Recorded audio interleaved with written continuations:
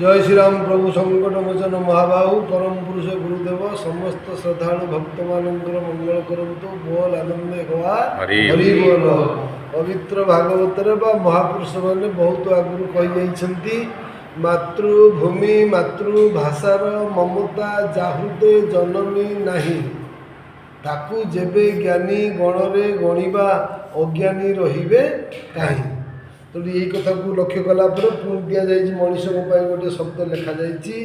मानव जीवन नुहई केवल वर्ष मास दिन दंड कर्मे जीए नर कर्म एका तार जीवनर मान दंड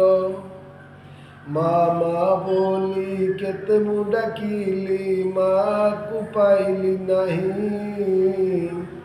भाई भाई बोली जेते मु डाकिली नदेले उत्तर केही भाई। से जो शब्दटी से पुराण ठार आरंभ करी पांडव 5 भाई सी भाई राम लक्ष्मण सीता भरत शत्रुघ्न सी होती भाई आम हूँ ये जुगर भाई आम तो भाई भाई मान भर गोटे विराट पाचेरी छिड़ाई जहाँ आम भांगा भी आम पाखे सहज नुहे।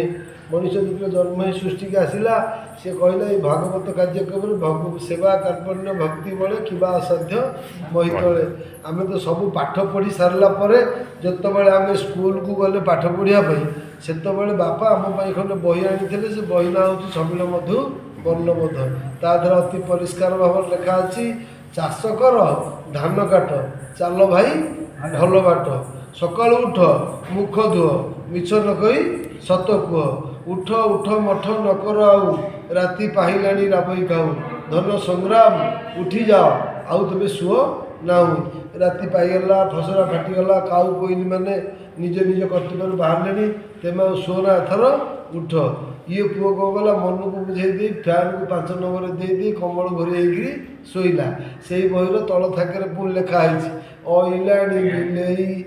मूषा जीव पलई तेणु बापा जदि तू जाग्रत रही तोते शत्रु आक्रमण करवा टे कष्ट हो पारे आ तू जदि निद्रा हो आउ ते जी पाई सी व्यतिक्रम करदेव तेणु तार कहार दोष ना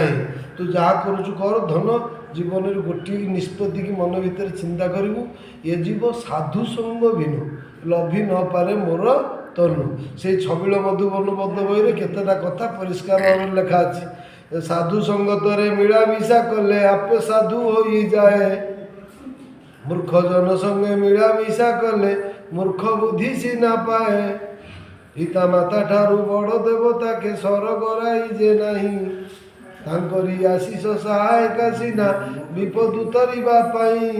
आज पवित्र दिन आज संक्रांति गर्भणा संक्रांति कार्तिक मास धर्म मास जो श्रद्धालु भक्त मन पवित्र क्षेत्र में अच्छा प्रभु संकट मोचन महाबाहु परम पुरुष गुरुदेव से श्रद्धालु भक्त मानकर मंगल करंतु